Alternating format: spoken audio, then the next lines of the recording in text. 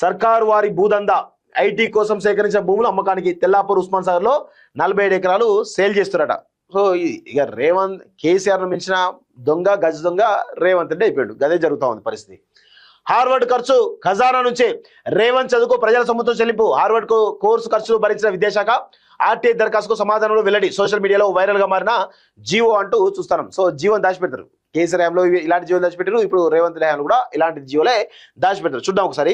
రాష్ట్ర విద్యా వ్యవస్థలో లోపాలు వెక్కిరిస్తుంటే, విద్యార్థులు నిత్య సమస్యలతో నలిగిపోతుంటే విద్యాశాఖ మాత్రం అవేమీ పట్టించుకోకుండా సీఎం రేవంత్ రెడ్డి చదువుపై దృష్టి సారించింది. విద్యాశాఖ మంత్రిగా ఉన్నటువంటి రేవంత్ రెడ్డి ప్రజాధనాన్ని సొంత చదువు కోసం భారీగా ఖర్చు చేయడం ఇప్పుడు సర్వత్రా చర్చనీయాంశంగా మారింది. సో వ్యక్తిగత నైపుణ్యం పెంచుకోవడం కోసం ప్రభుత్వ ఖజానాకు కన్నం వేయడం ఏమిటన్న విమర్శలు వెల్లువెత్తున్నాయి. సో ముఖ్యమంత్రి రేవంత్ రెడ్డి జనవరి 25 నుంచి 30 వరకు అమెరికాలో పర్యటించిన సంగతి తెలిసిందే. సో చూద్దాం ఒకసారి.